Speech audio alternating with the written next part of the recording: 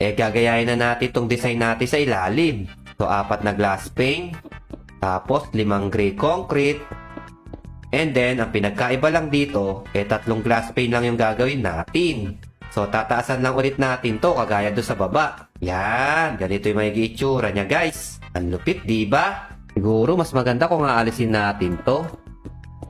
Yan, parang mas malupit nga. So, banda dito naman, tatapatan lang natin tong flooring na to. Tapos, maglalagay tayo dito ng 4 na blocks na poste. And then, i-connect lang natin yan papunta dito sa kabila. Yan, gagawin din natin siyang pader. Sana nasusundan nyo pa, no? Kung hindi naman, syempre, panoorin nyo na ng panoorin. Sigurado ako magagaya nyo rin to. So, ngayon naman, i-connect na natin yan dito sa bandang dulo. Yan, ganito lang. And then, pupunuin natin to ng white concrete yung pinakabubong niya. Ang lupit na ng modern house natin, no? Pero hindi pa tapos yan. So, dito naman sa bandang terrace natin, maglalagay tayo dito ng gray concrete. Yan, 2 line lang. Tapos, magtira kayo dito sa gitna para sa pinto. So, 2 ulit dito. And then, dito sa dulo, gagamit tayo dito ng white concrete. Yan. Tapos, dito sa gitna, maglagay tayo ng gray concrete. And then, dito yung pinakapintuan natin. Yan, ang lupit, diba? Siyempre, para di tayo mahulog dito sa terrace, maglalagay tayo dito ng black stained glass. Paikot siya dito. O, diba? Ang lupit.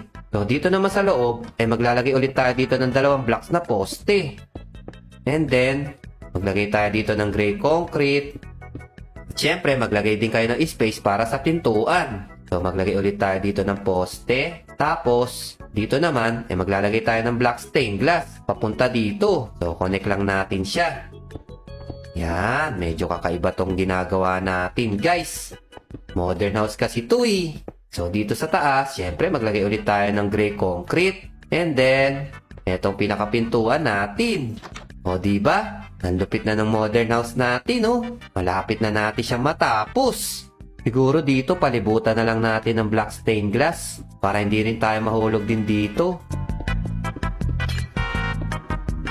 Yan. Gandito lang sa may hagdan. Tapos, dito naman sa may bandang terrace natin, maglalagay tayo dito ng slab. So, dugtungan nyo lang din hanggang makarating din tayo dito sa pinakadulo. Yan, parang may bubong yung terrace natin. Tapos, banda dito, maglagay tayo ng poste. Gamit lang tong fence. O, diba? Ang lupit na ng bahay natin. So, ngayon naman, maglalagay lang tayo dito ng konting design. So, maglagay lang tayo dito ng upside down na quartz stair. Tapos, maglagay tayo dito ng oak leaves. So, dito naman, maglalagay din tayo ng pahingahan namin ni Mizumi. Yan, para pwede kami magtsikahan dyan sa taas. So, dito naman, maglalagay lang tayo dito ng dahon. Tapos, dito naman, maglagay kayo dito ng isang fence. And then, dahon ulit. Tapos, banda dito siguro, lagyan ulit natin dito ng grass block. So, para hindi naman mukhang boring tong garden na to, maglalagay tayo dito ng mga bulaklak. Gustong gusto pa naman ni Mizumi yung mga bulaklak. Sigurado ako magugustuhan niya tong mga to. Siyempre, ayusin din natin yung pinaka-flooring dito sa baba para mas maganda na siyang tignan. So, eto, napalitan na natin yung flooring. So, itong modern house natin, meron siyang 2 floor. So, isa dyan sa baba at siyempre, isa din dito sa taas. O, diba? Ang lupit. Meron pa tayong terrace dito.